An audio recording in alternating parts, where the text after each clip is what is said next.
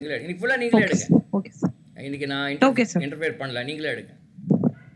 Okay sir, கண்டிப்பா. Good evening every one. இன்னைக்கு நம்ம கான்ஸ்டியூஷனை பத்தி பார்க்கணும். ஜிகே சப்ஜெக்ட் தான். நம்ம ஏற்கனவே சொல்லி நேற்றே ஒரு இன்ட்ரோ கொடுத்துருந்தோம். ஜிகேல பொறுத்தவரையும் ஹிஸ்ட்ரி, ஜியாகிரபி, பாலிட்டி, எக்கனாமிக்ஸ் இந்த சப்ஜெக்ட்ஸ்லாம் கவர் ஆகும். நான் வந்து ஓரளவு இந்த சப்ஜெக்ட்ல ஒரு பேஸ்மெண்ட் போட்டு தந்துடுறேன்னு சொல்லிட்டேன். பாலிட்டி கொஞ்சம் நான் எடுத்து இந்த ஃபர்ஸ்ட் எடுக்கிறது நம்ம பாலிட்டி எடுப்போம்னு சொல்லிட்டோம். So let continue.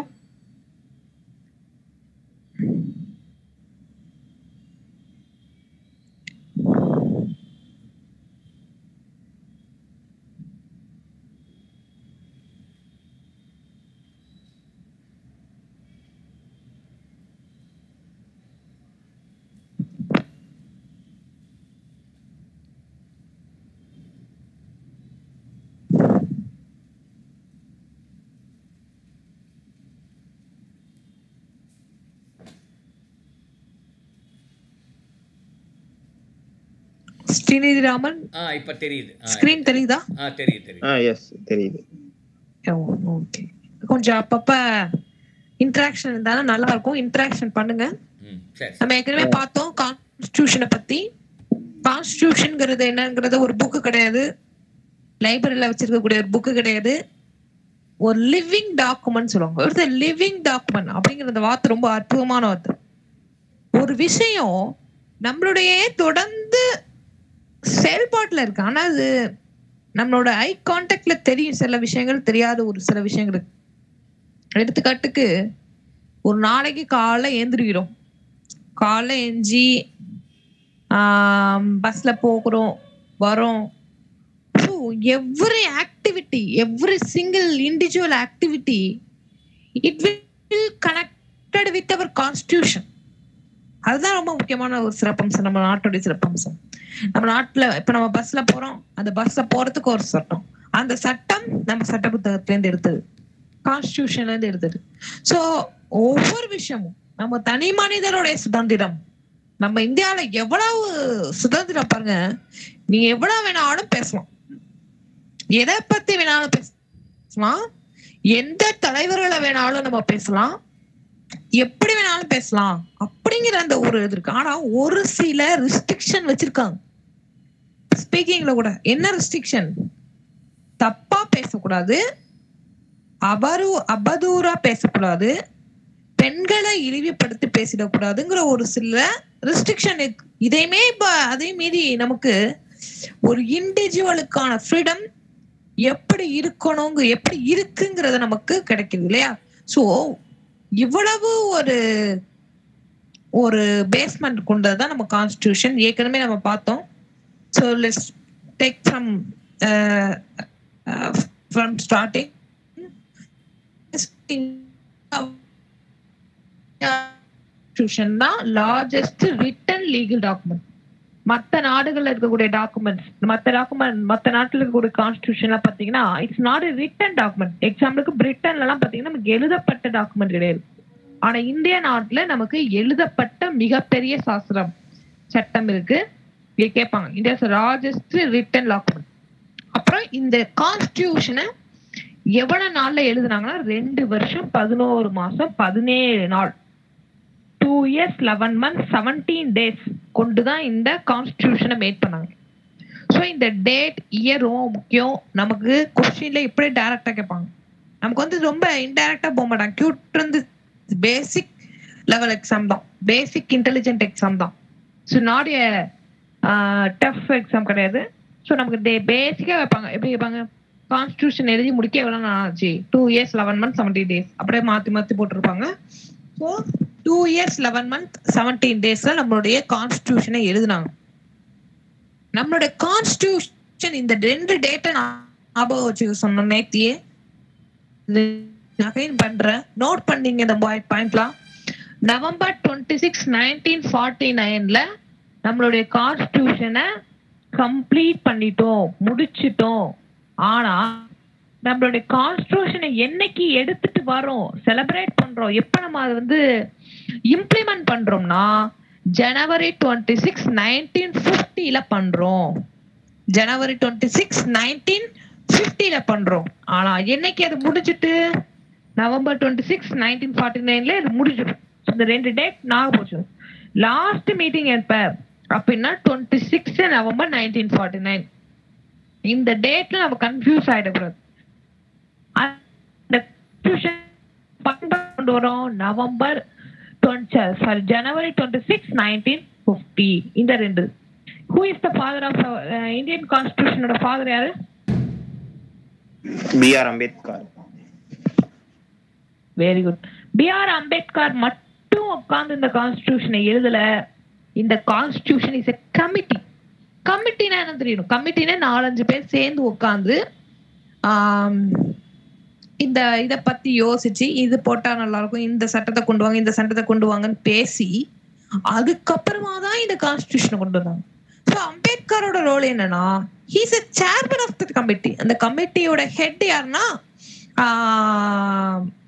B.R. Ambedkar. அந்த கமிட்டியோட பேர் என்ன? Drafting committee. அந்த கமிட்டி பேர் என்ன? Drafting committee. அந்த கமிட்டி பேர் drafting committee. Very good. So இந்த முதல்ல ஒரு இந்தியா மேட் பண்றதுக்கு முன்னாடி ஃபர்ஸ்ட் ஃபார்ம் பண்ணாங்க. அப்ப ஃபர்ஸ்ட் பிரைம் மினிஸ்டர் யாருன்னா Pandit Jawaharlal Nehru. who is the first prime minister in India before the constitution. கான்ஸ்டிடியூஷனை ஏற்படுத்தி அப்புறமா 1952ல தான் எலெக்ஷன் நடந்துச்சு. ஆனா 1949லயே பிரிட்டிஷ்காரன் போறதுக்கு முன்னாடி ஒரு கவர்மெண்ட் ஃபார்ம் பண்ணி தான் போனாங்க. அதுக்கு பேர் இன்டர்மியன் கவர்மெண்ட் சொல்லுவாங்க, இடைக்கால அரசாங்கம் இப்பயும் சொல்லுவாங்க. ஒரு அரசாங்கம் அமைக்கிறதுக்கு மட்டும் இடைக்கால அரசாங்கத்தை அமைச்சுதான் நம்மளுடைய ஒரு கவர்மெண்டே ஃபார்ம் பண்ணுவாங்க. நல்லா கவனிக்கலாம். இன்னைக்கு இந்த மரபு இருக்கு. இப்ப சட்டசபையில ஒரு சட்டசபையில வந்து எலெக்ஷன் முடிஞ்ச உடனே ஃபர்ஸ்ட் துணை சபாநாயகர் தான்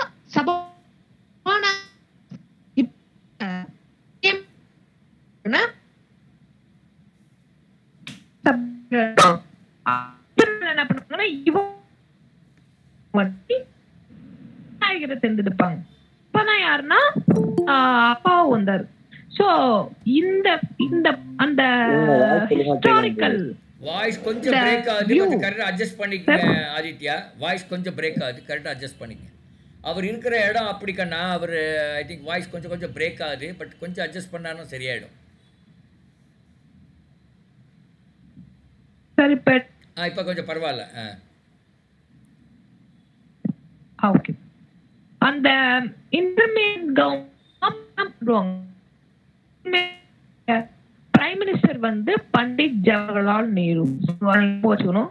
மேரி ஃபர்ஸ்ட் சேர்மன் யாரு? Assembly. we will talk with parliament.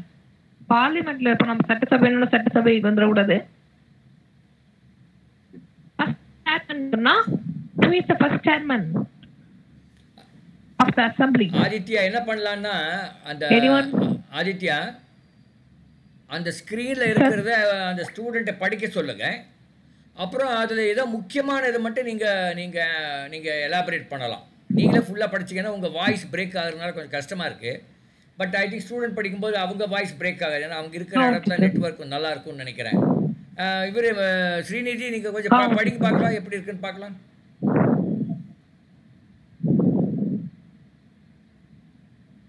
Okay sir. எதிலிருந்து சார் கண்டினியூ பண்ண? The creation of our constitution. கேக்கல sir voice. Creation of our constitution. Okay sir. The cabinet commission was the 3 Labour Party cabinet member Lord Pethick, Lawrence, Sir Stuff and A.V. Alexander, who recommended the formation of an interim. உங்க screen தெரியல. Interim கொஞ்சம் பெருசு பண்ணுங்க. ஃபாண்ட்டை பெருசு பண்ணுங்க Aditya.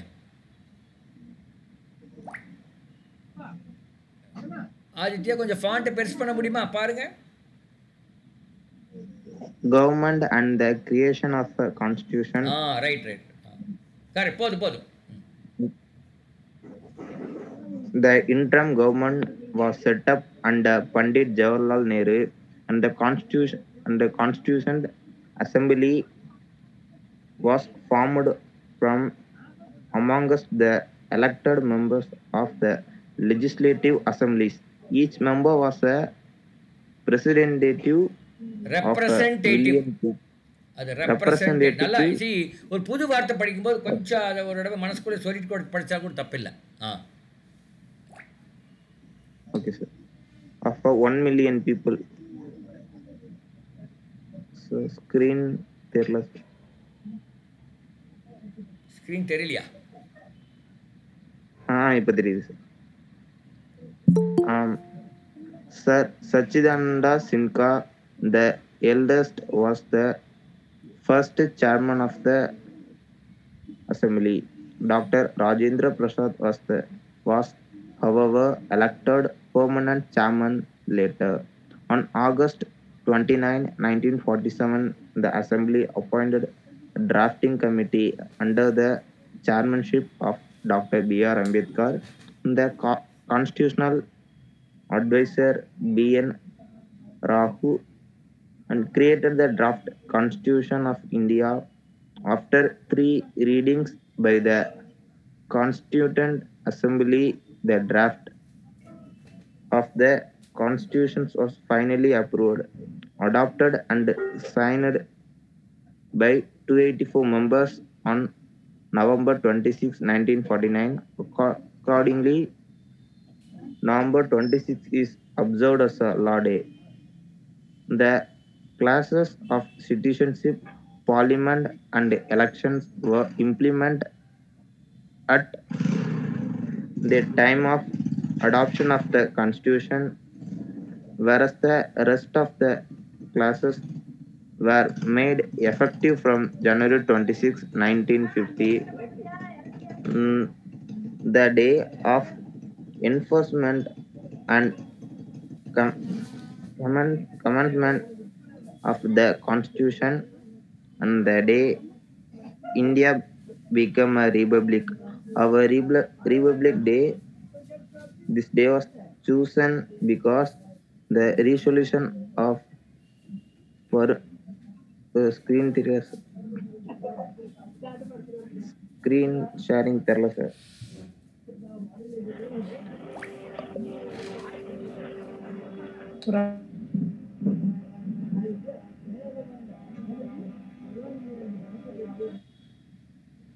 Screen தெரியலையா? ஆமா sir, அவங்க ஸ்கிரீன் தெரிய முடியுங்க சார். ஏன் இப்போ இத்தனை நாள் தெரிஞ்சு இப்போ தெரியாமல் போச்சா? கொஞ்சம் என்ன தெரியலையே, கொஞ்சம் அட்ஜஸ்ட் இப்ப பண்ணுங்க. தெரியுது சார். இப்ப தெரியுது சார். தெரியுது sir. Okay. This day was chosen because the resolution of Purana Swaraj or complete independence had been adopted. Sir உங்க ஸ்கிரீன் அடிக்கடி தெரிய மாட்டேங்குது சார். தெரியுது sir. Purana Swaraj had been adopted. I think என்ன பண்ணோம்னா ஆதித்யா, நீங்கள் நெக்ஸ்ட் டைம் இன்னொரு perfect place ஒன்று கண்டுபிடிங்க, பக்கத்து ரூமோ அந்த மாதிரி. Okay sir. சம்டைம்ஸ் இப்போ நீங்கள் கிரவுண்ட் ஃப்ளோர் இருக்கீங்கன்னா ஃபர்ஸ்ட் ஃப்ளோர் போனீங்கன்னா நல்லா தெரியும். இல்லை அவங்க நீங்கள் இருக்கிற இடத்த பொறுத்து ஒரு கரெக்டான இடத்த கண்டுபிடிச்சிக்கங்க. இட் குட் பி உங்களுடைய அந்த ஹாஸ்டலில் இருக்கிற கேன்டீனாக இருக்கலாம், கொஞ்சம் சத்தம் இல்லாத இடமா, பட் சேம் டைம் உங்களுக்கு கிடைக்கிற மாதிரி கொஞ்சம் பாருங்கள். Okay sir. Sometime inside the room கொஞ்சம் கிடைக்காம போகும். நிறைய என்னோட இதில் கூட சம்டைம்ஸ் அப்படி ஆகும். Carry on.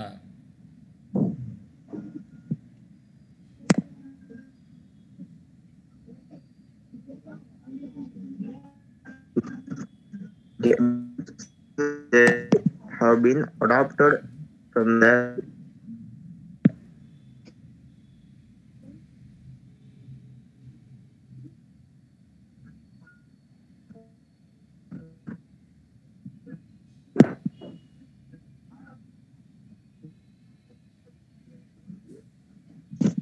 Sir எடுக்குதா?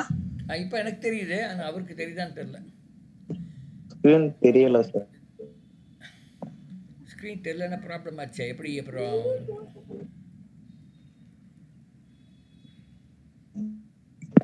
Sir one minute sir அப்படியே.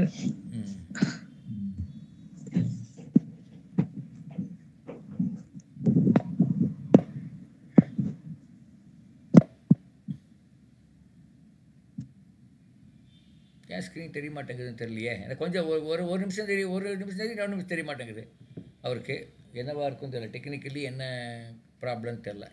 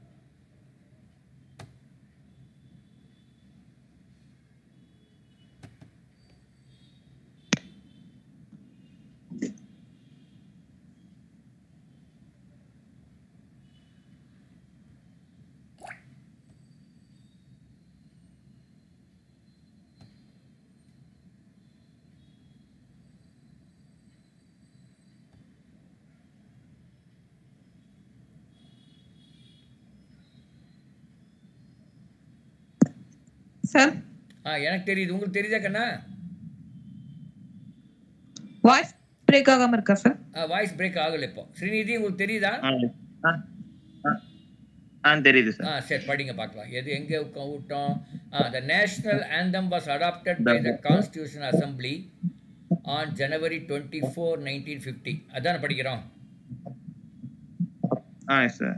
படிங்க, அடுத்தது படிங்க. It is actually the first stanza of the Jana Gana Mana, originally pushed by Rabindranath Tagore, which actually contains 5 stanza. The playing time for the national anthem is 52 seconds. However, its shortened version can be completed in 20 seconds. And the national calendar starting with first சித்திரைங்கிற இல்லையா? Chitra and was adopted by the government of India on March 22, source of our constitution. The framers of the Indian Constitution refer to various institutions of the world.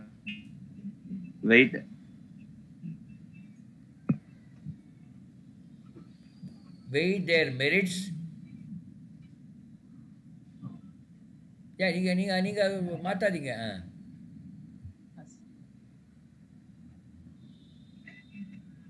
Screen தெரியும். நீங்க மாத்தவே வேண்டாம். இந்த frame ஆமா, நீங்க ஆட்டவே வேண்டாம் ஆதித்யா. ஒரு பக்கத்துல இன்னொரு பக்கம் போகும்போது மட்டும் நீங்க மாத்துங்க. The framers Indian constitutions refer to versions of the constitution world, rated their merits and applied according to their substantial to our country.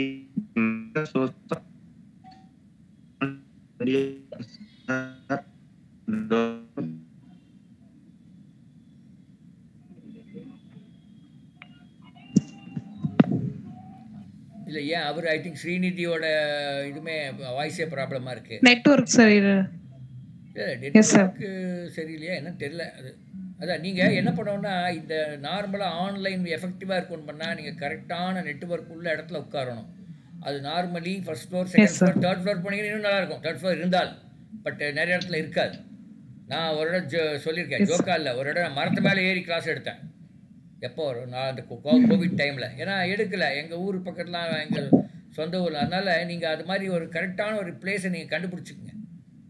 அவங்க வீட்டில், அவங்க தோட்டத்துலையோ எங்கே இருக்கீங்களோ அதுக்கு கரெக்டான பிளேஸ் கண்டுபிடிச்சு. யா சார், நான் இதை எக்ஸ்பிளைன் பண்ணுவேன். எக்ஸ்பிளைன் பண்ணுங்க. ஆமாம். Yes sir. இந்த கான்ஸ்டியூஷன் அதை பற்றி முன்னாடி நம்ம பார்த்தோம். அழகா இல்லை சொல்லியிருந்தாங்க. நேஷனல் ஆந்தம் வந்து எத்தனை நிமிஷத்துக்குள்ள பாடினா 52 நிமிஷத்துக்குள்ள பாடணும். ஆனா 20 நிமிஷத்துக்குள்ள பாடி ரெக்கார்டு இருக்குங்கிறத சொல்லியிருக்காங்க. அழகா நிறைய டேட்டாஸ் இருக்கு. அதை ஒரு வாட்டி பார்த்து நீங்க நோட்ஸ் எடுத்துங்க. அடுத்து நமக்கு சோர்ஸ் ஆஃப் த கான்ஸ்டியூஷன். இந்த சோர்ஸ் ஆஃப் த கான்ஸ்டியூஷன் எங்கேருந்து நம்ம எடுத்திருக்கோம், எந்தெந்த நாடுகள் நம்ம கான்ஸ்டியூஷன் இவ்வளவு பெருசா இருக்கிறதுக்கான எல்லா நாட்டில இருந்தும் அந்த சிறப்பான விஷயங்களை நம்ம அடாப்ட் பண்ணியிருக்கோம். நாங்க தான் தனி நாடுங்க, நான் தனியா எழுதுவாங்க சட்டம் அப்படி நம்ம ஒரு போக்கு போகாம எல்லா கான்ஸ்டியூஷன்ல இருந்தும் ஒரு முக்கியமான விஷயங்களை நம்ம எடுத்திருக்கோம். அதுல ஃபர்ஸ்ட் நம்ம கொடுத்துருக்கிறது கவர்மெண்ட் ஆஃப் இந்தியா ஆக்ட். இந்த கவர்மெண்ட் ஆஃப் இந்தியா ஆக்ட் பாத்தீங்கன்னா நமக்கு பிரிட்டிஷ் கான்ஸ்டியூஷன், பிரிட்டிஷ் நமக்கு இந்தியாவில இருக்கும் போதே கான்ஸ்டியூஷன்ல நமக்கு தந்தாங்க. அப்போ பிரிட்டிஷ் இருக்கும் போதே நமக்கு கான்ஸ்டியூஷன் கொடுத்தாங்க. அதுதான் கவர்மெண்ட் ஆஃப் இந்தியா ஆக்ட். அதுலதான் நமக்கு மென்ஷன் பண்ணிருப்பாங்க central and state list. Central list, state லிஸ்ட்னு தனித்தனியா லிஸ்ட் கொடுத்துருப்பாங்க. ஸோ இப்பயும் நம்ம அதை ஃபாலோ பண்றோம். சென்ட்ரல் லிஸ்ட்ங்கிறது சிட்டிசன் கொடுக்கக்கூடிய ஒரு லிஸ்ட். சிட்டிசன், மிலிட்ரி, அணுசக்தி, இதெல்லாம் வந்து central list. State list means transport, police, இதெல்லாம் state list. So that is a central state list. இதை நம்ம எங்கேருந்து எடுத்துருக்கோம்னா கவர்மெண்ட் ஆஃப் இந்தியா ஆக்ட்லேருந்து எடுத்துருக்கோம். அடுத்து ஃபெடரல் செட்டப். 2 சென்ட்ரலுக்கும் ஸ்டேட்டுக்கான அந்த ரிலேஷன்ஷிப்பை கொண்டு வருது ஃபெடரல் செட்டப். அதையும் நம்ம கவர்மெண்ட் ஆஃப் இந்தியா ஆக்ட்லேருந்து தான் கொண்டு வந்தோம். அப்புறம் சென்ட்ரல் ஸ்டேட் அட்டானமஸ். இதே தான் நம்ம எப்படி சென்ட்ரல் ஸ்டேட் சொன்னோமோ அதை வந்து அவங்களுடைய தன்னாட்சியை பெற்றிருக்கிறதா அதை தான் குறிப்பிட்டிருக்காங்க. அது வந்து நம்ம இந்த 3 கேரக்டரிஸ்டிக்ஸும் கவர்மெண்ட் ஆஃப் இந்தியா ஆக்ட்லேருந்து எடுத்துருவோம். அடுத்து பிரிட்டிஷ் கான்ஸ்டியூஷன். பிரிட்டிஷ் கான்ஸ்டியூஷன் வந்து parliamentary privileges, unitary, citizenship, rule of law. முக்கியமாக அந்த rule of law. Rule of லாலாம் ஒன்றும் கிடையாது, ஈக்குவாலிட்டி பிஃபோர் லா. எல்லாருக்கும் சட்டத்தின் முன் அனைவரும் சமம் அப்படின்னு சொல்றது இந்த ரூல் ஆஃப் லா. இந்த கான்செப்ட் நம்ம எங்க எடுத்துருக்கோம்னா பிரிட்டிஷ் கான்ஸ்டியூஷன்ல இருந்து எடுத்துக்கோம். ஆஸ்திரேலியன் கான்ஸ்டியூஷன்ல இருந்து பிரியாம்பிள். Preamble means index. நம்ம இந்த புத்தகத்துல என்னென்ன இருக்கு, இந்த புத்தகம் எதை பிரதிபலிக்கிறது அப்படிங்கறத பிரியாம்பிள் சொல்லும். அப்புறம் கன்கரண்ட் லிஸ்ட். இந்த கன்கரண்ட் லிஸ்ட்ங்கிறது 2 பேருமே முடிவெடுக்கலாம். இதுதான் எஜுகேஷன். இதுக்கு ஒரு பெஸ்ட் எக்ஸாம்பிள் இஸ் எஜுகேஷன். அடுத்து freedom of trade and commerce. இந்த கான்செப்டையும் நம்ம வெளிநாடுகளை நம்ம ஏற்றுமதி இறக்குமதி செய்யறதுதான் இந்த கான்செப்டை நம்ம ஆஸ்திரேலியன் கான்ஸ்டியூஷன் எடுத்திருக்கோம். அடுத்து அமெரிக்கன் கான்ஸ்டியூஷன். இந்த அமெரிக்கன் கான்ஸ்டியூஷன்ல இருந்து ஃபண்டமெண்டல் ரைட்ஸ், ஜுடிஷியல் ரிவ்யூ, பிரசிடென்டோடைய டேர்ம், இம்ப்ரீஷ்மெண்ட்னா அவங்களுடைய எத்தனை வருஷம் அவங்க ஆட்சி செய்யணும், இந்த இதை வந்து நம்ம எங்க எடுத்துருக்கோம்னா அமெரிக்கன் கான்ஸ்டியூஷன் எடுத்துருக்கோம். அடுத்து Japanese constitution establish by law. சட்டத்தின்படி எப்படி நம்ம இதை எஸ்டாப்ளிஷ் பண்ணணும் அப்படிங்கிறத நம்ம ஜப்பானீஸ் கான்ஸ்டியூஷன் எடுத்துருக்கோம். அடுத்து south African constitution. Amendment classes நம்ம ஒரே புத்தகத்துக்கு காலத்துக்கு வச்சு, ஏன்னா நேரு காலத்துல எழுதுனது. ஸோ நேரு காலத்துல இருந்து இன்னைக்கு எப்படியோ டெக்னாலஜி போயிட்டு இருக்கு. இப்போ நம்ம பழசையா உட்கார்ந்துட கூடாது. அதே 370 அதே சில விஷயங்களை நம்ம தொடர்ந்து போகக்கூடாதுங்கிறதுக்காக தான் அமெண்ட்மெண்ட்ங்கிறது ஒண்ணு வச்சிருக்காங்க. ஸோ அமெண்ட்மெண்ட் பண்ணி இப்போ தேவை, இப்போ நமக்கு 370 தேவையா? தேவையில்ல. So we remove. இப்போ எமர்ஜென்சி தேவையா? தேவையில்ல. So we remove. What is need, what is not needed, it be remove. So amendment பண்றோம். ஸோ அமெண்ட்மெண்ட் அந்த மெத்தடை கொண்டு வந்தது சவுத் ஆப்பிரிக்கன் கான்ஸ்டியூஷன். அடுத்து Irish constitution. Irish constitution directive principles. Government எதை பண்ணணும் எதை பண்ணக்கூடாதுங்கிறத டைரக்டிவ் பிரின்சிபல்ஸ்ல கொடுத்துருப்பாங்க. ஸோ அது அடுத்து நாமினேஷன் டு ராஜ்யசபா. நம்ம லோக்சபாக்கு தான் தேர்ந்தெடுப்போம், ராஜ்யசபாக்கு எம்பிஸை நம்ம தேர்ந்தெடுக்க மாட்டோம். அது ஸ்டேட் அசம்பிளியில இருக்கிறவங்கள போவாங்க. இந்த எலெக்ஷன்ல ரொம்ப ஒரு முக்கியமான ரோல் பிளே பண்ணது ராஜ்யசபா சீட்டு. ஸோ அந்த கான்செப்ட் நம்ம எங்கேருந்து எடுத்திருக்கோம்னா இரிஷ் கான்ஸ்டியூஷன் எடுத்திருக்கோம். அடுத்து Russian constitution fundamental duties. Fundamental duties அப்படிங்கிறது என்னன்னா ஒரு குடிமகன் என்னென்னவா இருக்கணும், ஒரு கொடி ஏத்துறாங்கன்னா நிக்கணும், ஒரு பாடல் நேஷனல் ஆந்தம் பாடுறப்ப நிக்கணும். இந்த டியூட்டிஸை நம்ம எங்கேருந்து எடுத்திருக்கோம்னா ரஷ்யன் கான்ஸ்டிடியூஷன் இருக்கும். ஆனா ஒரு கான்செப்ட் நம்ம ஞாபகம் வச்சுக்கணும், இந்த ஃபண்டமெண்டல் டியூட்டிஸ்லாம் பிற்காலத்துல கொண்டு வந்ததாம். நம்ம அடிப்படையா கொண்டு வந்தது ஃபண்டமெண்டல் ரைட்ஸ் அண்ட் டிபிஎஸ்பி மட்டும்தான் தவிர இந்த ஃபண்டமெண்டல் டியூட்டிஸ்லாம் இந்திரா காந்தி பீரியடுக்கு அப்புறமா தான் நமக்கு இந்த ஃபண்டமெண்டல் டியூட்டிஸ்லாம் வரும். அதை பத்தி பின்னாடி இருக்கும். அடுத்து கனாடியன் கான்ஸ்டிடியூஷன் வந்து ஃபெடரல் ஸ்ட்ரக்சர், கூட்டாட்சி தத்துவம். ஸ்டாலின் சொல்லியிருப்பாங்க, நீங்க நிறைய நியூஸ்ல பாக்குறப்ப தெரியும். கூட்டாட்சி தத்துவம், இந்தியா கூட்டாட்சியான நாடு, கூட்டாட்சியை உடைக்க பார்க்கிறார் அப்பெல்லாம் நம்ம கேள்விப்பட்டிருக்கோம். ஸோ அந்த கான்செப்டை இங்கேருந்து கனடியன் கான்ஸ்டிடியூஷன் எடுத்திருக்கோம். அடுத்து ஜெர்மன் கான்ஸ்டிடியூஷன்ல இருந்து எமர்ஜென்சி ப்ரிவென்ஷன், இந்த எமர்ஜென்சி சம்பந்தப்பட்டது. ஒரு காலகட்டத்தில் நம்ம ஒரு நெருக்கடியான காலகட்டம், எக்ஸாம்பிளுக்கு நம்ம நாட்டில் பார்த்தீங்கன்னா நேஷனல் எமர்ஜென்சி, இந்த நேஷனல் எமர்ஜென்சி நம்ம போட்டிருக்கோம், இந்திரா காந்தி பீரியட்ல நம்ம செயல்படுத்தியிருக்கோம். ஸ்டேட் எமர்ஜென்சி கேரளால போட்டிருக்கோம், ஈவன் தான் தமிழ்நாட்டையும் போட்டிருக்கோம்னு நினைக்கிறேன். ஸோ இந்த 2 கான்ஸ்டியூஷன். ஆனால் ஃபினான்சியல் கான்ஸ்டியூஷன் எமர்ஜென்சியை நம்ம போட்டது இல்லை. ஸோ நேஷனல் எமர்ஜென்சிங்கிறது நாடு முழுக்க ஒரு அச்சம் இருந்தால் அது நேஷனல் எமர்ஜென்சி. ஒரு பர்டிகுலர் ஸ்டேட்ல ப்ராப்ளம்னா அது state emergency. Financial means the particular ஃபினான்சியல்ல ஒரு ஃபினான்சியல் லெவல்ல பிரச்சனை வரப்ப அது ஃபினான்சியல் எமர்ஜென்சி சொல்லுவாங்க. ஃபினான்சியல் எமர்ஜென்சிக்கு ஒரு எடுத்துக்காட்டு சொல்லணும்னா ஸ்ரீலங்கால ஃபினான்சியல் எமர்ஜென்சி நம்ம பார்க்கலாம். சில அந்த பிரியாம்பிள ரீட் பண்ணுங்க.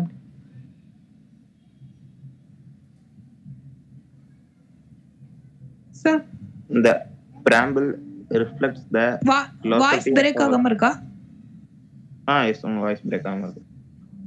The preamble reflects the philosophy of our constitution, though it is not enforceable in a court, yet it serves its unity as it reflects the objectives and interpretation of the constitution. The notable characteristics of our preamble are as under: India is a sovereign, sociality, secular and democratic republic. Sovereign means that India is an independent country competent to decide its political destiny as it feels correct. The government works for the welfare of its people and its economy is based on the sociality pattern where the public and private sectors are allowed to work together. Secularism signifies that the government has no religion of its own but respects all the religions equally, and that choice of religion does not disqualify its citizen on any basis. A democratic setup implies the selection of the government by the people through universal adult franchise, where the will of the people is respected. Likewise, the element of democracy is not only restricted to the politicians but also the economy and socially. Finally, it is a republic wherein the people select all the important heads of government directly or indirectly, and these officials are not occupied on the hereditary basis. The inspiration for the explain பண்றேன். அதாவது நம்ம கான்ஸ்டிடியூஷனை பாத்தீங்கன்னா நமக்கு 5 வார்த்தைகள் இருக்கு. சார்பஜின், socialist, secular, democratic, republic அப்படின்னு 5 வார்த்தை. சார்பஜின் அப்படின்னா என்னது? இறையாண்மையான நாடு சொல்லுவோம். இறையாண்மைனா எந்தவித நாடும் நம்மை கட்டுப்படுத்துவது இல்லை. அமெரிக்கா நம்மளை கட்டுப்படுத்துறாங்களா? பிரிட்டன் நம்மளை கட்டுப்படுத்துறாங்க? இல்ல. நம்ம தனி நாடு, நம்ம தேர்தல் வச்சுப்போம், நம்ம எலெக்ஷன் வச்சுப்போம், நம்மள தேர்ந்தெடுப்போம், மோடியை தேர்ந்தெடுப்போம், ராகுல் காந்தி, யார், anyone we will elect. Don't depend on another state, another country. So it is a sovereign. இதான் இறையாண்மையான நாடு. அடுத்து சோசியலிஸ்ட். இந்த சோசியலிஸ்ட் அப்படிங்கிற வார்த்தை பிற்காலத்துல இந்திரா காந்தி பீரியட்ல இந்த வார்த்தையை ஆட் பண்ணாங்க. சோசியலிஸ்ட். சோசியலிஸ்ட் மீன்ஸ் இந்த சமூகத்திற்கானது, இந்த சமூகத்திற்கான நலன்களை செய்யணும், அதான் சோசியலிஸ்ட் சொல்லுவோம். செக்குலர் அப்படின்னா நம்ம இந்தியா ஒரு மதச்சார்பின்மை நாடு. இந்த வார்த்தை அதிகமா கேட்டிருப்பீங்க. மதச்சார்பின்மைனா எந்தவித மதத்திற்கும் நாம் கட்டுப்பட்டது இல்லை. இந்து, முஸ்லிம், கிறிஸ்டின், புத்திசம் எனி எந்த ஒரு இதையும் பின்பற்றுவதில்லை. ஆனா இப்ப பின்பற்றுவதில்லை இன்னும் எப்படிங்க தெரிஞ்சுக்கிறதுனா, இப்ப பாகிஸ்தான் பாருங்க, அது ஒரு பின்பற்றக்கூடிய நாடு. Pakistan is Muslim country, you know. அதே மாதிரி Bangladesh is a Muslim country, you know. ஆனா India is not a Hindu country. India is not a Muslim country. India is not a Christian country. See, it is a concept. It's secular. It is a secularism அப்படி சொல்றோம். ஆனா எல்லா மதத்தையும் நம்ம மதிக்க மாட்டோம். எல்லா மதத்தையும் நம்ம ஏத்துக்க மாட்டோம். ஆனா எந்த மதத்தையும் துன்புறுத்த மாட்டோம். இதுதான் இந்த நாட்டோட சிறப்பு. எந்த மதத்தையும் நாங்க இதுதான் சப்போர்ட் பண்ணி போக மாட்டோம். ஆனா எந்த ஒரு மதத்தையும் துன்புறுத்த மாட்டோம். We give equally respect for every religion. Sir எனக்கு ஒரு டவுட். சொல்லுங்க. இப்ப சிஏ அமெண்ட்மென்ட் ஆக்ட் கொண்டு வந்தாங்களே. ஆமா. அதுல வந்து இது ஹிந்துவுக்கு மட்டும் தானே கொடுத்திருக்காங்க. அது ஏன் முஸ்லிம்க்கு கிறிஸ்டியன்ஸ்க்குலாம் தரல? Very good. சிஏஏ அப்படிங்கிற கான்செப்ட் என்னன்னாப்பா, சிஏஏனா சிட்டிசன் அமெண்ட்மென்ட் ஆக்ட். அதாவது ஒரு மக்களுக்கு குடிமகன்கிற உரிமையை கொடுக்கிறது சிஏஏ. இந்தியாக்குள்ளார வாழ்றவங்க எல்லாம் இந்தியாவில பிறப்பிலே நீ குடியுரிமை. பிறப்பிலே குடியுரிமைனா நீ பிறந்துட்டா நீ இந்த நாட்டுலதான். 5 விஷயம் இருக்கு. நீ பிறந்தா இந்த நாட்டுடைய குடிமகன். பிறந்தா குடிமகன். அப்புறம் வந்து இயல்புரிமை, விண்ணப்பிச்சு வாங்குறது, அப்புறம் வந்து வேற நாடு வந்து நம்ம கூட இணைஞ்சா அது 5 தெரியும் sir. Very good, very good. இந்த 5 விஷயம் தான் நமக்கு. இந்த சிஏஏ அமெண்ட்மென்ட் ஆக்ட் எதை நம்ம பேஸ் பண்ணி கொடுக்குறோம்னா, பக்கத்து நாட்டுல இருந்து ஒருத்தவங்க நம்ம நாட்டுக்குள்ள வர்றாங்கன்னா அதுல ஹிந்து, கிறிஸ்டின், புத்திசம், மத்த ரிலிஜன் உள்ளவங்களுக்கு கொடுக்குறோம். ஏன் நம்ம இந்த இடத்துல முஸ்லீம்க்கு நம்ம கொடுக்கலன்னா, முஸ்லிம் இஸ் எ மைனாரிட்டி. ஓகே, அவங்க இப்ப பாகிஸ்தான்ல இப்ப இந்தியால வந்து யாரு வந்து சிறுபான்மைனா யார் கம்மியா இருக்காங்களோ அவங்கள சிறுபான்மை சொல்லுவோம். சோ இந்தியால யார் சிறுபான்மையர்கள்? Muslims, Christians. Very good. அப்ப இந்தியா வந்து பெரும்பான்மையா இருக்கிறது ஹிந்து, சிறுபான்மையா இருக்கிறது முஸ்லிம், கிறிஸ்டின். ஆனா பாகிஸ்தான்ல அப்படியே உல்டா, முஸ்லிம்ஸ் அதிகம், ஹிந்துஸ் கம்மி. அங்க என்ன பண்றாங்கன்னா, ஹிந்துஸ்கான ஒரு பாதுகாப்பு இல்ல. அங்க பாதுகாப்பு இல்லாதனால இந்தியா நாட்டுக்கு பாகிஸ்தான்ல இருந்து இந்தியாக்குள்ள ஒருத்தவங்க வராங்கன்னா அவங்களுக்கு ஹிந்துஸ், கிறிஸ்டின், மத்த மதத்துல உள்ளவங்களுக்கு அது நம்ம கொடுக்கறோம். இதுதான் அந்த கான்செப்ட். சோ இங்க இருக்கிற முஸ்லிம்க்கு வந்து எந்த பிரச்சனையும் கிடையாது. இங்க இருக்கிற முஸ்லிம்க்கு இட்ஸ் ஆட்டோமேட்டிக்கலி அவங்களுக்கு அந்த குடியுரிமை உண்டு. அவங்கள யாரும் பறிக்க முடியாது. பிற நாட்டுல இருந்து ஒருத்தவங்க வந்தாலாம், பாகிஸ்தான்ல இருந்தோ, பங்களாதேஷ்ல இருந்தோ, நேபாள்ல இருந்தோ வந்தால் அவங்களுக்கு இந்த குடியுரிமை. ஸ்ரீலங்கன் தமிழன்ஸ்க்கு தரல. Very good. இப்ப ஸ்ரீலங்கன் தமிழன்ஸ் வந்து இதுல வந்து இந்த கான்செப்ட நம்ம மட்டும் பார்க்க கூடாது. இப்ப ஸ்ரீலங்கன் தமிழர்ஸ்ல வந்து அங்க இருக்கக்கூடிய ஸ்ரீலங்கன் தமிழர் இங்க வந்தாங்கன்னா அந்த ஸ்ரீலங்கன் தமிழர்ஸோடைய அந்த இடம், ஏன்னா இலங்கையில வந்து இலங்கையோட கான்செப்ட் என்னன்னா அந்த நிலமே தமிழர்களுடைய நிலம் தான். ஈழத்தமிழர்கள்ங்கிறவங்க தான் அதிக பாப்புலேஷன். இலங்கை வாழ் மக்கள் வந்து பிற்காலத்துல வந்தவங்க. சோ இந்த பிற்காலத்துல வந்தவங்களுடைய ஆதிக்கம் அதிகமாகி இலங்கை தமிழர்கள் ஒரு மைனாரிட்டி மேல ஒரு மாறிட்டு இத கான்செப்ட் எடுத்துமா இஸ்ரேல் பாலஸ்தீன் கான்செப்ட் தான். சோ அவங்க இங்க இருந்து வந்தாங்கன்னா அந்த தமிழர்களுடைய நிலம் பாதிக்கப்படும். அப்போ அந்த மக்களுக்கான உரிமை கொஞ்சம் கொஞ்சமா மீண்டு போயிடும். ஆனா இதே நேரத்துல இத வந்து கவர்மெண்ட் என்ன செய்யணும்னா, இந்த ஒரு கான்செப்ட் நம்ம பார்த்தாலும் அவங்க வராங்க, சரி அவங்க நிலப்பேட்டு அதனால நம்ம கொடுக்க கூடாது, அது ஓகே, நீங்க சொல்றது ஓகே. அதே நேரத்துல இந்தியாவுக்குள்ள வாழ்றவங்களுக்கு கொடுக்கணும்ல அப்படிங்கிற ஒரு கான்செப்ட் நம்ம பாக்குறப்ப அந்த இடத்துல நம்ம கவர்மெண்ட் கொஞ்சம் தப்பு பண்ணிட்டு, அவங்களுக்கான வாய்ப்பை நம்ம கொடுக்கணும், இருக்கணுங்கிறதை ப்ரொமோட் பண்ணணும். அதே நேரத்துல அவங்க இங்க வரவங்களுக்கும் நம்ம வாழ வைக்கிறதுக்கான வழியையும் நம்ம செய்யணும். ஸோ இந்த இடத்துல கொஞ்சம் அந்த கிளாஷ் இருக்கு. ஓகேவா? Okay sir. Okay okay. அடுத்து நம்ம பாக்குறது வந்து அதே கான்ஸ்டிடியூஷன்ல லிபர்ட்டி, ஈக்குவாலிட்டி, ஃப்ரெட்டர்னிட்டி இருக்கும். ஸோ லிபர்ட்டி அப்படின்னா என்னன்னா ஃப்ரீடம். ஒரு தனி மனிதன் இந்த நாட்டுல சுதந்திரமா எங்க வேணா போனா வரலாம், நீ பீச்சுக்கு போறியா எங்க வேணா போலாம், அதெல்லாம் உன்னுடைய சுதந்திரம் இல்லையா, அதை கொடுத்துருக்கு. ஈக்குவாலிட்டி, எல்லாருக்கும் சமம். இந்த கியூட்டுக்கு நீனும் அப்ளை பண்ணலாம், உங்களுடைய ஃப்ரெண்ட்ஸும் அப்ளை பண்ணலாம், உங்களுடைய முன்னாடி படிச்சவங்களும் பண்ணலாம், நான் கூட பண்ணலாம். ஸோ ஈக்குவாலிட்டி, ஆப்பர்ச்சுனிட்டி, ஈக்குவாலிட்டி அது கொடுக்குது. அடுத்து ஃப்ரெட்டர்னிட்டி மீன் இறையாண்மை, சகோதரத்துவம். அந்த ஒரு உணர்ச்சிகளை கொடுப்பது தான் சகோதரத்துவம். இந்த கான்செப்ட் நம்ம எங்கேருந்து எடுத்துருக்கோம்னா பிரெஞ்சு ரெவல்யூஷன்ல இருந்து எடுத்துருக்கோம். ஸோ இந்த கான்செப்ட்ல பாருங்க, ஜஸ்டிஸ், நீதிங்கிறது உனக்கு எதெல்லாம் கிடைக்கணும் அப்படின்னா சமூகத்துல கிடைக்கணும், பொருளாதாரத்துல கிடைக்கணும், அரசியல்ல கிடைக்கணும். இந்த 3 வகையில கிடைக்கணும். அதே மாதிரி லிபர்ட்டிங்கிறப்ப உன் எண்ணத்துல கிடைக்கணும், உன் எண்ணத்துல யாரும் தலையிடக்கூடாது. ஸோ உன் எண்ணத்துல கிடைக்கணும், உன்னுடைய வெளிப்பாடுல கிடைக்கணும், உன்னுடைய நம்பிக்கையில கிடைக்கணும், உன்னுடைய வழிபாடுல கிடைக்கணும்.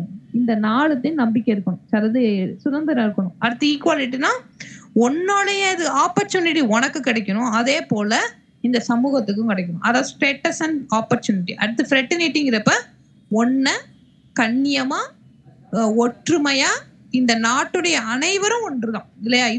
இந்தியா இஸ் டைவர்ஸ் கண்ட்ரி, அதான் அதோட சிறப்பம்சம். இந்தியாவில பாத்தீங்கன்னா மோர் தென் 3200 லாங்குவேஜ் பேசுறாங்க. அவ்வளவு லாங்குவேஜ் பேசுறாங்க. ஆனா சில லாங்குவேஜ் தான் இன்னும் உயிர் வாழுது, அதான் உண்மை.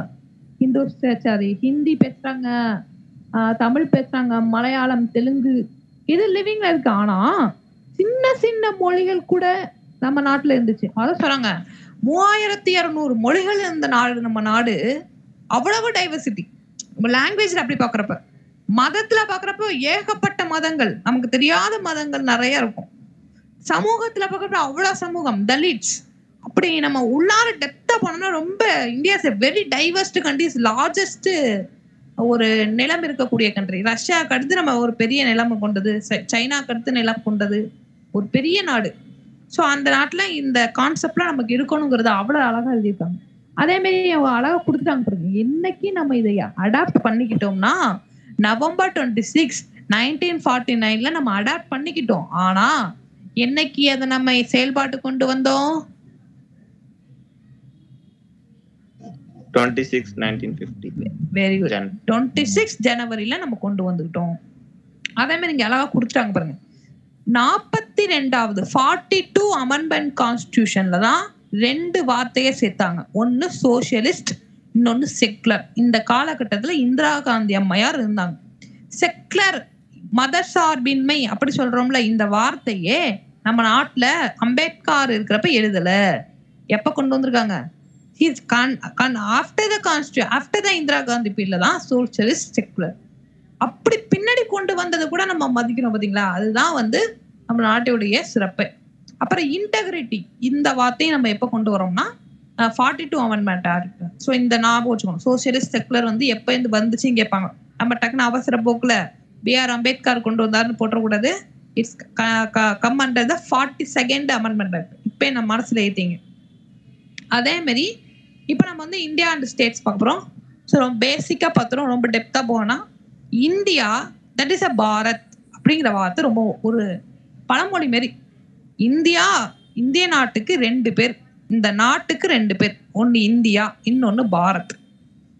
இந்த நாடு பாரத நாடுன்னு சொல்லலாம், அதே நேரத்துல இந்திய நாடுன்னு சொல்லலாம். இந்தியா அப்படிங்கிற பேர் எப்ப வந்துச்சுன்னா இந்துஸ் ரிவர், நம்ம நாட்டுக்கு மேல பாகிஸ்தானுக்கும் இந்தியாவுக்கும் நடுவுல ஒரு ரிவர் ஓடுது, அதுக்கு பேர் இந்துஸ்னு பேர். சோ இந்துஸ் ரிவர் 2 பேரையும் பிரிக்கிறனால இந்துஸ் ரிவருக்கு இந்த பக்கம் இருக்கிறவங்கள இந்தியான்னு சொன்னாங்க. பாகிஸ்தான்ங்கிறது முஸ்லீம்லாம் சேர்ந்து வச்சுக்கிட்ட பேர் பாகிஸ்தான். அதே நேரத்துல பாரத், அதே மாதிரி நம்ம மந்திரத்துல நான் சொல்லுவோம் பாரத கண்டம் அப்படி சொல்லுவோம், பாரத தேசம் அப்படிலாம் மதம் மந்திரம் சமஸ்கிருதம் பிற விஷயங்களை பாரதம் அப்படி சொல்லுவாங்க. நிறைய இடத்துல பாரதம்ங்கிற வார்த்தை தான் இருக்கும். பாரத திருமணி திருநாடு வந்தே பாரதம் வந்தே பாரதி கூட பாரதம் தான் எழுதியிருப்பாரு. ஸோ பாரத்ங்கிறது ரொம்ப முக்கியமான விஷயம். 2 பேருக்கு எது யூஸ் பண்ணாலும் தப்பு கிடையாது, ரெண்டுமே இட்ஸ் ஈக்குவல். அதே மாதிரி இந்தியாவில் மொத்தம் எத்தனை ஸ்டேட்ஸ் இருக்கு அப்படின்னா 29 ஸ்டேட்ஸ் இருக்கு. கடைசியா எந்த ஸ்டேட்டை பிரிச்சாங்கன்னா தெலுங்கானாவை பிரிச்சாங்க. எந்த ஸ்டேட்டை பிரிச்சாங்க கடைசியா? தெலுங்கானா. வெரி குட், தெலுங்கானா பிரிச்சாங்க. அதே மாதிரி இப்ப 9 யூனியன் டெரிட்டரிஸ் இருக்கு. இது கொஞ்சம் அப்டேட் ஆகல. 9 யூனியன் டெரிட்டரிஸ் இருக்கு, included Ladakh and Jammu and Kashmir. So அதை நம்ம லைன் இருக்கு. யூனியன் டெரிட்டரியா? ஆமா, Jammu and Kashmir is union territory. First அது வந்து ஸ்டேட் லிஸ்ட் தான சொல்லுச்சு. அது ஸ்டேட் லிஸ்ட், அது இன்னும் ஸ்டேட்டா நமக்கு அறிவிக்கல. இது இட்ஸ் ஏ யூனியன் டெரிட்டரி. இன்ன வரையும் யூனியன் டெரிட்டரி தான் நான் பார்த்தேன். கடைசியா நான் பார்த்தேன் யூனியன் டெரிட்டரி தான் சொன்னாங்க. சரி, நான் செக் பண்ணிட்டு அந்த வாட்டி அனுப்புறேன். அதே மாதிரி யூனியன் டெரிட்டரி அனைத்துமே யாருடைய கவர்மெண்ட்னா it is under the governor. கவர்னருக்கு தான் கொஞ்சம் பவர் கூட, என்னதான் சீஃப் மினிஸ்டர் இருந்தா கூட கவர்னருக்கு தான் அதிக பவர் இருக்கும். ஸோ அதே மாதிரி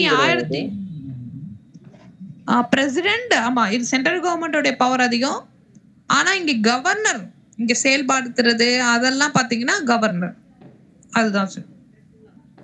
அதுமாதிரி 1961 கடைசியா கோவா அப்படிங்கிற இந்த கோவா வந்து நம்ம நாட்டுக்கு வந்து எப்படி கிடைச்சுன்னா அது போர்ச்சுகீஸ், அந்த மக்களுடைய போர்ச்சுகீஸ்ங்கிற நாட்டுடைய கட்டுப்பாட்டுல இருந்து நம்ம வாங்கணும். 1961 இந்த அளவுக்கு டெப்தா கேட்க மாட்டாங்க, ஸோ தெரிஞ்சுக்கும்.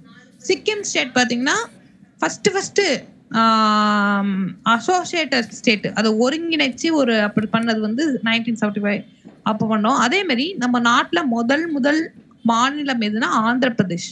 ஆந்திர பிரதேஷ் தான் ஃபர்ஸ்ட் ஸ்டேட் அப்படி சொல்லுவாங்க.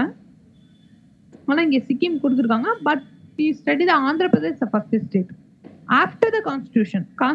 ஏன்னா இது 1975னா கான்ஸ்டிடியூஷனுக்கு முன்னாடி ஒரு ஒருங்கிணைத்த மாநிலமா எது இருந்திருக்குன்னா சிக்கிம் இருந்திருக்கு. ஆனா கான்ஸ்டிடியூஷனுக்கு அப்புறமா ஆந்திர பிரதேஷ் தான் அப்படிங்கிறது தெரிஞ்சு. அதே மாதிரி ஒரு சிட்டிசன் எப்படி சிட்டிசன் ஆகலாம் அப்படிங்கிறது பார்த்தீங்கன்னா அழகா கொடுத்துருக்கோம். அப்பதான் நம்ம பேசணும். ஒரு குடிமகன் எவ்வாறு குடிமகன் ஆகிறான்? பை பர்த், ஒரு பிறப்பால். பை டிசன்ட், அவன் பரம்பரையால். பை ரிஜிஸ்ட்ரேஷன், நீ ரிஜிஸ்டர் பண்ணா. பை நேச்சுரலைசேஷன், ஒரு இயற்கையா.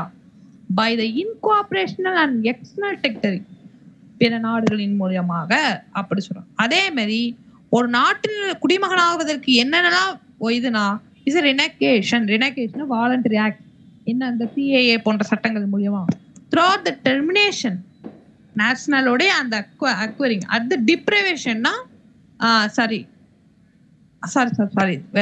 ஒரு நிமிஷம், எதன் மூலியமாக குடிமகன் ஆகிறான்ங்கிறதுக்கு 3 விஷயம் சொல்லியிருக்காங்க. எவன்லாம் குடிமகனை இழக்கிறான், குடிமகனை எவன்லாம் இழக்கிறானா ரினகேஷன்.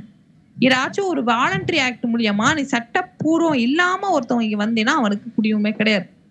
அதே தான் சொல்றாங்க. Acquiring of citizen of another nation, termination. அதாவது டெப்ரிவேஷனா, நீ ஃப்ராட் பண்ணி டிஸ்லோயல் கேசஸ் மூலியமா வந்தேன்னா அப்பா நீ இந்த குடிமகனை இழக்கிறாய். குடிமகன்கிறது ஒரு உரிமை இல்லையா, அத நமக்கு கிடைக்குது.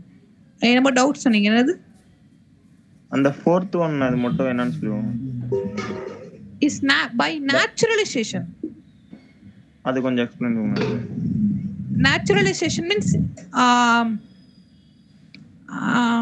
இட் இஸ் எனக்கு எக்ஸாக்டா தெரியல, நான் சொல்றேன். இயற்கை பூர்வமாக, அதாவது இப்போ வந்து ஒருத்தவங்க அமெரிக்கால இருந்து வராங்க. அமெரிக்கால இங்க வர்றவங்களுக்கு திடீர்னு ஒருத்தவங்களுக்கு குழந்தை பிறக்குங்கிற பட்சத்தில் அவன் இந்த நாட்டினுடைய குடிமகனாகிறான். அது பை பர்த். அந்த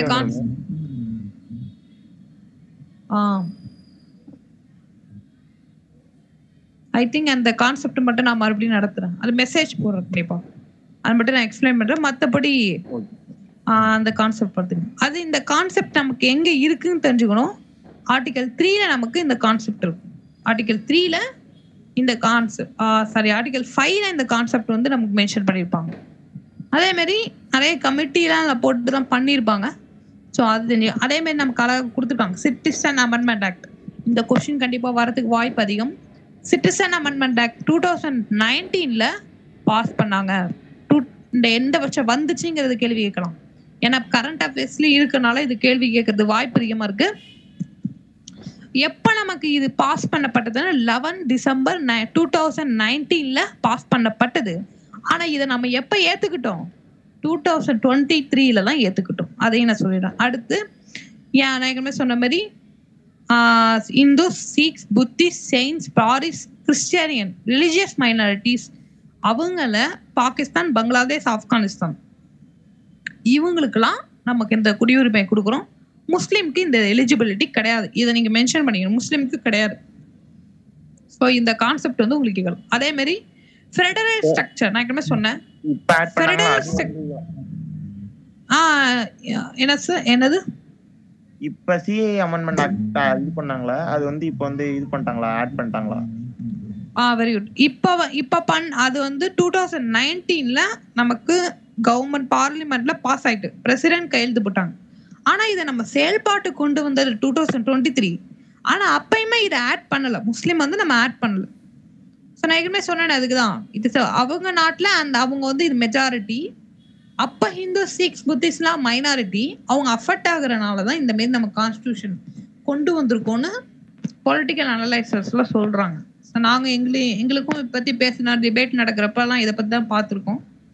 அதுமாரி தான் இருக்கு. ஸோ அடுத்து நம்ம பார்க்கறது ஃபெடரல் ஸ்ட்ரக்சர். இதை நான் மறுபடியும் இந்த பிடிஎஃப் நான் அனுப்புறேன், எல்லாரும் ரீட் பண்ணுங்க கண்டிப்பா. ஃபெடரல் ஸ்ட்ரக்சர் நம்மளுடைய ஃபெடரல் என்ன ஃபெடரல் கேட்பாங்க. குவாசி ஃபெடரல் நம்ம நாட்டுடைய என்ன quasi federal. What is mean by quasi federal அப்படின்னா நம்ம நாட்டுல எது பெருசு அப்படின்னு கேட்க முடியாது. சென்ட்ரலா ஸ்டேட்டா அப்படின்னு நீங்க சொல்ல முடியாது. ரெண்டு பேரும் சேர்ந்து செய்யறதா இங்க இருக்கு. இந்த இடத்துல உச்சபட்சமா சென்ட்ரலும் கிடையாது, உச்சபட்சமா மாநிலமும் கிடையாது. ஆனா அமெரிக்கால அப்படி கிடையாது. உச்சபட்சமா சென்ட்ரல் தான் பெருசு. பிரிட்டன்ல உச்சபட்சமா அந்த நாட்டுடைய இளவரசர் தான் பெருசு. ஆனா நம்ம நாட்டுல அப்படி கிடையாது. we are both the same. தப்புனா தப்பு, சரின்னா சரி. So both the same. அப்படினால சென்ட்ரல் அண்ட் ஸ்டேட்னு சொல்லிடுறோம். ஸோ இந்த கான்ஸ்டிடியூஷன் நமக்கு எங்க கொடுத்துருக்காங்கன்னா 7வது ஷெட்யூல்ல இந்த லிஸ்ட் ஐட்டம்ஸ் கொடுத்துருக்காங்க. ஸோ இங்க அழகா குறிப்பிட்டு ஒரு சில விஷயங்களை கொடுத்துருக்காங்க. மத்திய அரசால் மட்டும் செய்யக்கூடிய விஷயங்கள் என்னென்ன? Defence, CBI, UNO, war and peace. அப்படின்னா டிஃபென்ஸ்னா ராணுவம், சிபிஐ விஷயங்கள், யுஎன்ஓ இன்டர்நேஷனல் ஆர்கனைசேஷன் வெளிநாட்டு சம்பந்தமா பேசுறது, போர் மற்றும் அமைதி, இதெல்லாம் வந்து சென்ட்ரல் மட்டும்தான் பண்ண முடியும். அதே இதுல இங்கே கொடுத்துருக்காங்க பாருங்க. அதே இது ரொம்ப பெரிய லிஸ்ட் கொடுத்துருக்காங்க. சும்மா நம்ம ஆல்ரெடி வாசிச்சிரும். சிட்டிசன் குடியுரிமை, எக்ஸ்ட்ராடிஷன் ஒரு நம்ம ட்ரெடிஷன். எக்ஸ்ட்ராடிஷன் என்னது? நம்ம கலாச்சாரத்துக்கு மாற்றுவது, சட்டத்தை மாற்றுவது போன்ற விஷயங்கள் எக்ஸ்ட்ராடிஷன். அடுத்து ரயில்வேஸ், பிலிகிராம் அப்ரோட். பிலிகிராம்னா வழிபாட்டு தலங்கள்ல போறது, வழிபாட்டு தலங்கள் வெளிநாடுகள்ல வழிபாட்டு தலங்கள். இப்ப கூட நம்ம பிரதமர் நம்ம யுஏஇ குவைத்துல போய் நம்மளுடைய இந்து கோயில் ஒண்ணு வந்து அறிமுகப்படுத்துறாரு. ஸோ அந்த பிலிகிராம் அப்ராட்ல பண்றது. அடுத்து ports and railway houses, airway, national highway, பேஷன்ஸ், labour safety, opinion, supreme court, இன்ஸ்டாட் immigration, income tax, custom, corporation tax, currency and coinage, RBI, foreign loans, banking and insurance. இது சம்பந்தமான சென்ட்ரலிஸ்ட். ஸோ உங்களுக்கு டைம் இருக்கிறப்ப ரீட் பண்ணுங்க. நமக்கு அடுத்த concept நான் எக்ஸ்பிளைன் பண்ணனால போற வேகமா இந்த லிஸ்ட்ல முக்கியமான சென்ட்ரல்ல வந்து நான் சொல்றது வெளிநாடுகள் விஷயங்கள், வெளி மாநிலங்கள் விஷயங்கள்னா நம்ம சென்ட்ரல் லிஸ்ட் தான் முடிவு பண்ணணும். அதே மாதிரி ஸ்டேட் லிஸ்ட்டை பொறுத்த வரையும் police, local government, law and order, இதெல்லாம் ஸ்டேட் லிஸ்ட். கன்கரண்ட் லிஸ்ட்ல நம்ம பாக்குறப்ப கிரிமினல் லா, ஐபிசி, சிபிசி, இந்த மேரேஜ் அண்ட் டிவைஸ், இதெல்லாம் 2 பேரும் யோசிக்கலாம், 2 பேர் செயல்படலாம். எஜுகேஷன் ரொம்ப முக்கியமானது. கேட்பாங்க எஜுகேஷன் வந்து 2 பக்கமும் இருக்கா அப்படிங்கிறத கேட்கறதுக்கான வாய்ப்பு அதிகமா இருக்கு. அதே மாதிரி இங்க என்ன கொடுத்துருக்காங்கன்னா இந்த வில்லேஜ் பஞ்சாயத்து சம்பந்தமானது எல்லாமே ஸ்டேட் லிஸ்ட் தான். அதனால பஞ்சாயத்து எலெக்ஷன்ல யார் கொண்டு வருவா, ஸ்டேட் லிஸ்ட்ல எல்லாம் கொண்டு வந்திருப்பாங்க. சோ அந்த கான்செப்ட் இதை ஒரு வாட்டி ரீட் பண்ணுங்க. சொல்லுங்க. இப்போ ஒரு லிஸ்ட்ல இருந்து இன்னொரு லிஸ்ட்டுக்கு இப்போ ஒரு டிபார்ட்மெண்ட்டை சேஞ்ச் பண்ணாங்கன்னா அது யாரால சேஞ்ச் பண்ண முடியும்? Very good. இப்போ ஒரு விஷயத்துல இருந்து இன்னொரு விஷயத்துக்கு மாத்தணும்னா அதுக்கு சென்ட்ரல் கவர்மெண்டோட பவர் வேணும். இப்ப எஜுகேஷனை வந்து நாங்க 2 பேரும் அது வந்து கன்கரண்ட் லிஸ்ட்ல இருந்து ஸ்டேட் லிஸ்டா மாத்துங்க ஸ்டாலின் சொல்றாரு வச்சு. அதுக்கு வந்து சென்ட்ரல் கவர்மெண்டோடைய அனுமதி இருந்தா மட்டும்தான் கன்கரண்ட் லிஸ்ட்ல இருந்து நீங்க ஸ்டேட் லிஸ்டா மாத்த முடியும். சோ சென்ட்ரல் கவர்மெண்ட் இந்த இடத்துல வலுவா இருக்கும், இந்த இடத்துல அந்த பவர். ஒரு சில விஷயங்கள்ல வந்து சென்ட்ரல் கவர்மெண்ட் தான் விளையாடும், அது நம்ம வந்து மாத்தவே முடியாது. இப்ப இன்னும் கொஞ்சம் எடுத்துப்போம், கொஞ்சம் நீ யோசிச்சு பாருங்க. இப்பதான் சீஃப் மினிஸ்டர் சொல்றாரு நாங்க சிஏஏவை ஏத்துக்க மாட்டோம் அப்படின்னு சொன்னாங்க. பட் நமக்கு தெரியும், ஆர்டிகல் படிக்கிறவங்களுக்கு தான் தெரியும் சிட்டிசன்ஷிப் எங்க இருக்கு, central. Central. Then how will do state by state? இந்த கான்செப்ட் கிளாரிட்டி இல்ல. அது பேசுறப்ப அவங்க என்ன சொல்றாங்கிறத நம்ம கவனிச்சாலே போதும். இப்படிதான் நம்மளுடைய அரசியல்வாதிகள் நம்ம நிறைய பேர் ஏமாத்திட்டு இருக்காங்க.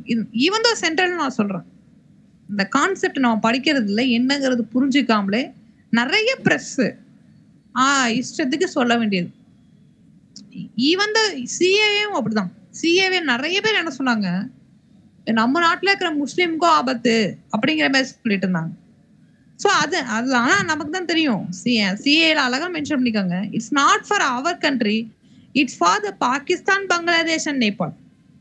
அந்த கான்செப்ட் கிளாரிட்டி இல்ல. சொல்ல நம்ம அரசியலுக்குள்ள போனா எஜுகேஷனை கான்கரண்ட் லிஸ்ட்க்கு மாத்துனாங்களே, அது எப்படி சார் மாத்துனாங்க? அதுதான் சென்ட்ரல் தான் மாத்துனுச்சு. அதுக்கு சென்ட்ரல்ல மாத்தணும்னா அங்க வந்து எம்பிஸோட இது என்ன மாத்த முடியும்? ஆமா, அப்பையில இருந்து education is concurrent list. Central government அப்ப ஃபர்ஸ்ட் கவர்மெண்ட் ஃபார்ம் ஆனோடனே அப்பயே சில விஷயங்கள் வந்து, அதாவது இதுல என்னன்னா ஃபர்ஸ்ட் கான்ஸ்டிடியூஷன் மேக் பண்றப்பே இந்த concurrent list, state list, central லிஸ்ட்லாம் பண்ணாங்களே, அதுல சில இது மட்டும் தான் மாத்துவாங்க. ஆனா இது மாத்துறது ஈஸியா? மாத்துறதுல 2 விஷயம் இருக்குப்பா. அதை நம்ம டெப்தா போனா சும்மா மேலோடமா சொல்றேன். ஒரு சில சட்டத்தை 2/3 3/2 3ல 2 பங்கு எம்பிஸ் ஒத்துக்கிட்டாங்கன்னா ஒரு சில சட்டத்தை நிறைவேற்றிடலாம். இப்ப எக்ஸாம்பிளுக்கு என்இபியை கொண்டு வர்றது, என்இபினா நமக்கு தெரியும், நேஷனல் எஜுகேஷன் பாலிசி, தேசிய கல்விக் கொள்கையை கொண்டு வர்றது, இந்த மாதிரி விஷயங்களை 3ல 2 பங்கு பேர் ஒத்துழைச்சா போதும். ஆனா ஒரு சில விஷயங்களை 3ல 2 பங்கு பேர் ஒத்துக்கணும். பிளஸ் ஒவ்வொரு மாநிலங்கள்ல இருக்கக்கூடிய மாநிலங்கள்ல 50% பேர் ஒத்துக்கணும். அப்ப மட்டும்தான் ஒரு சில லா. இப்ப எக்ஸாம்பிளுக்கு வச்சுப்போம், ஒருவேளை சென்ட்ரல் கவர்மெண்ட் நாளைக்கு எஜுகேஷனை வந்து சென்ட்ரல் லிஸ்ட்ல கொண்டு வருதுன்னா அப்போ இந்த 3/2 வைக்கணும். பிளஸ் 50% ஆஃப் த ஸ்டேட் வந்து இதுக்கு அப்ரூவ் பண்ணணும். இந்த மாதிரிதான் ஒரு சில லாவை வந்து நம்ம ஏற்ற முடியும். இப்ப டவுட் கிளாரி ஆயிட்டா? ஓகே. அடுத்து நம்ம ஃபண்டமெண்டல் ரைட்ஸ், அடிப்படை உரிமை. இதுதான் நம்மளுடைய உயிர் ஆத்மா. எல்லாருடைய இந்தியர்களுடைய ஆத்மாவும் இந்த ஃபண்டமெண்டல் ரைட்ஸ் தான் அடங்கியிருக்கு. So it's article 13. அதாவது பார்ட் 3 இந்திய அரசாங்கத்தினுடைய 3வது பகுதியில் இந்த ஃபண்டமெண்டல் ரைட்ஸ் அதிகமா குறிப்பிட்டிருக்காங்க. சில எம்பிஸ் எல்லாம் இப்ப சஸ்பெண்ட் பண்ணிட்டு இப்ப ஒரு இது ஆக்ட் வந்து அமெண்ட்மெண்ட் பண்றாங்கன்னா அப்ப யாருக்கு இது இருக்கோ அவங்க சைடு தானே இது பண்ணுவாங்க. Very good. இப்ப நம்ம கேக்குறோங்க, நீங்க சொல்ற மாதிரி சஸ்பெண்ட் பண்ணிட்டாங்க, இப்ப வெளில கொண்டு போயிட்டாங்க அப்படின்னா, இப்ப நீங்க சொல்றீங்களா சார் 3ல 2 பங்கு பேர் இருக்கணும் அப்பதான் கணக்குன்னு சொல்றீங்க. இப்ப 3ல 2 பங்கு பேர் நீ என்ன கணக்குனா, பார்லிமெண்ட்ல எத்தனை பேர் அன்னைக்கு பிரசன்ட் ஆயிருக்காங்களோ அதுல 3ல 2 பங்கு பேர். இப்ப எக்ஸாம்பிளுக்கு ஒரு நாளைக்கு மொத்தம் 545 பேர், அதுல வந்து அன்னைக்குன்னு பாத்தீங்கன்னா 300 பேர் தான் வந்திருக்காங்க. 300ல 2 பங்கு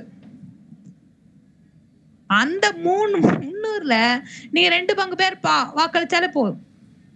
அதனாலதான் கவர்மெண்ட், அதனாலதான் பாருங்க நம்மளுடைய ஒரு கவர்மெண்ட் ஃபார்ம் பண்ணா 280 மெம்பர்ஸ் இருந்தாதான் நம்ம ஒரு கவர்மெண்ட்டை ஃபார்ம் பண்ண முடியும். அது நீங்க கூட்டணி ஆட்சியா இருந்தாலும் சரி, இப்ப எப்படி எக்ஸாம்பிளுக்கு காங்கிரஸ், டிஎம்கே, மம்தா பானர்ஜி அம்மா இந்த மாதிரி எல்லாரையும் சேர்த்து ஒரு கவர்மெண்ட் ஃபார்ம் பண்ணாங்கனாலும் 280 மெம்பர்ஸ் வேணும். அதே நேரத்துல இப்போ தனியா ஒரு ஃபார்ம் பண்ணாலும் 280 மெம்பர்ஸ் வேணும். மெஜாரிட்டி 280. இதுதான் கான்செப்ட். இப்ப புரியுதா? ஓகே சார், புரியுது சார்.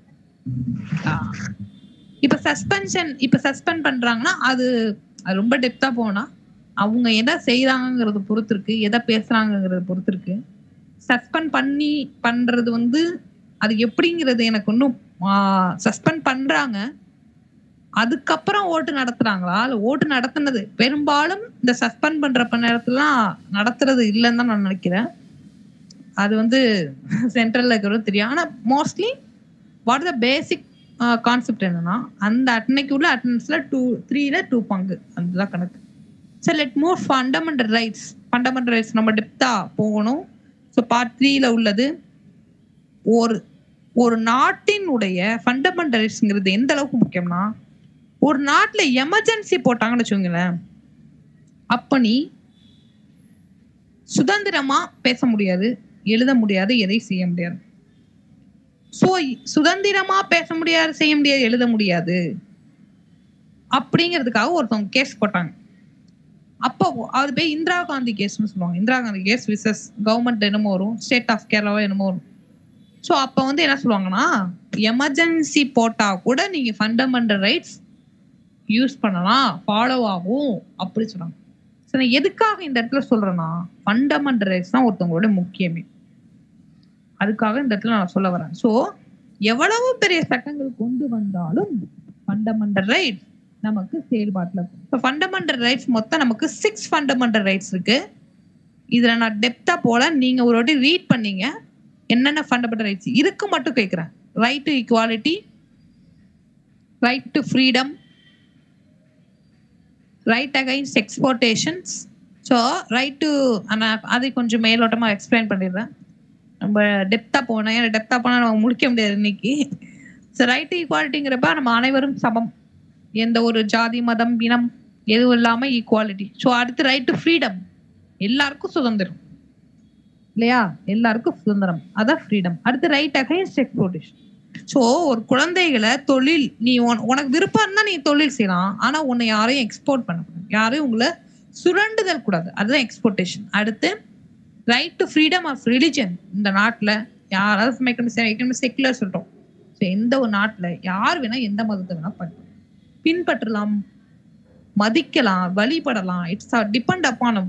அது கல்ச்சரல் அண்ட் எஜுகேஷன். கல்ச்சரல்னா எல்லாருக்கும் சட்டம், இந்த சட்டத்துல ஒண்ணுதாங்க. நீங்க 10வது படிக்கிற வரையும் எல்லாருக்கும் கம்பல்சரி எஜுகேஷன், எல்லாரும் கட்டாயமா இந்த நாட்டுல 10வது வரையும் படிக்கணும் அப்படின்னு ஒரு சட்டம் இருக்கு. ஸோ அதெல்லாம் இந்த சட்டத்துக்கு கீழே தான் வரும். அடுத்து கான்ஸ்டிடியூஷன் ரெமடிஸ். இந்த கான்ஸ்டிடியூஷன் ரெமடிஸ்ங்கிறது ஒரு பெரிய டாபிக். ஸோ இதை ஞாபகம் வச்சுங்க, இந்தியாவுடைய ஆன்மா எந்த சட்டத்திட்டத்துல இந்த கான்ஸ்டிடியூஷனுக்கு சொன்னது யாருன்னா அம்பேத்கர் சொல்றாரு. Doctor Ambedkar call these rights very soul of the constitution. அதாவது இந்த இதுல தான் ஆன்மா இருக்கிறது. ஏன்னா இதுதான் நம்ம ஜட்ஜெல்லாம் வந்து எதை பேஸ் பண்ணி எடுக்கிறாங்கன்னா, இந்த கான்ஸ்டிடியூஷன், இந்த சட்டத்தின்படிதான் நமக்கு அந்த தீர்ப்பெல்லாம் வழங்கப்படும். ஸோ இது அடுத்து ரைட் டு ப்ராப்பர்ட்டின்னு ஒரு ரைட் இருந்துச்சு. அது பிற்காலத்துல லேண்ட் ரிஃபார்ம் இன் இந்தியா அப்படின்னு ஜவஹர்லால் நேருவால பண்ணப்பட்டது. ஸோ அதனால அந்த கான்ஸ்டிடியூஷன் அதுக்கும் இதுக்கும் முரண்பாடு இருந்துச்சு. ஏன்னா இப்ப முன்னாடி என்ன இருந்துச்சுன்னா, இப்ப அதிகமா நிலம் இருந்துச்சுன்னா அதை குறிப்பிட்ட நிலத்தை நமக்கு கொடுக்குற மாதிரி ஒரு சட்டம், கவர்மெண்ட் கொடுக்குற மாதிரி ஒரு சட்டம் இருந்துச்சு. ஸோ அதை மாத்தி ரைட் டு ப்ராப்பர்ட்டின்னு இருந்தா, அப்ப என்னோட ப்ராப்பர்ட்டி இருக்கு, என்னோட உரிமை. சோ இந்த நாட்டுல எதை வேணாலும் நீ விட்டு கொடுக்கலாம், ஆனா இந்த நாட்டுல இந்த ஃபண்டமெண்டல் ரைட்ஸை நீ விட்டு கொடுக்க கூடாது. இப்போ உனக்கு வாய்ப்பு தரலன்னு வச்சுக்கோ, இது ரைட் டு ஈக்குவாலிட்டி. உனக்கு இங்க பேச உரிமை கொடுக்கலனா அப்ப ரைட் டு ஃப்ரீடம்.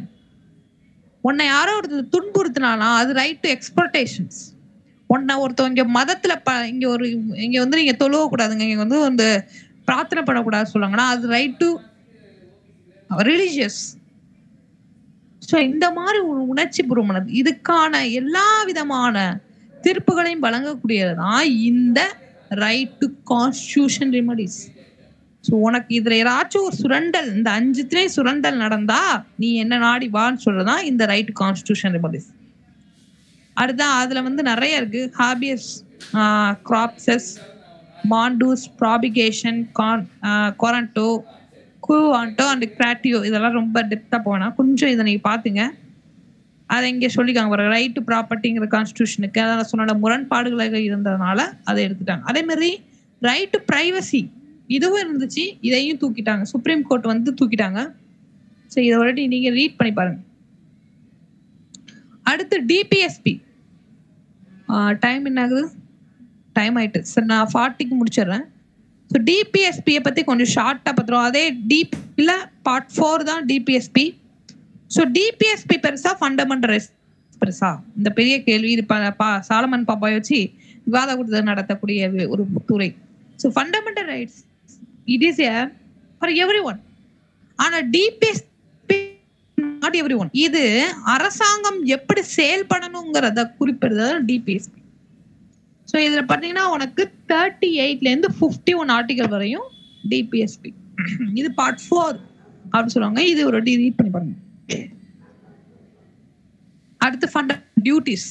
இந்த ஃபண்டமெண்டல் டியூட்டிஸ்ங்கிறது ஸ்வரன் சிங் கமிட்டி, இந்த கமிட்டி தான் நம்ம ஃபண்டமெண்டல் டியூட்டிஸ் கொண்டு வந்தது. இதெல்லாம் பிற்காலத்துல இந்திரா காந்தி பீரியட்ல நம்ம கொண்டு வரப்பட்ட ஒரு சட்டம்.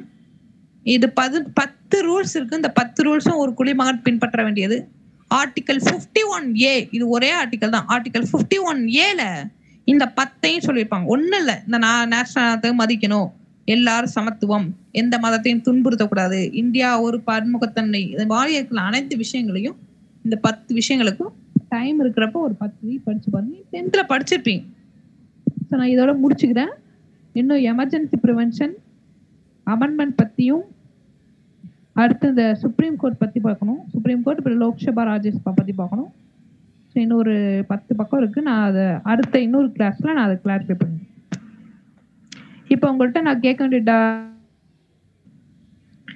எப்ப நம்ம கான்ஸ்டிடியூஷனை அடாப்ட் பண்ணிக்கிட்டோம்?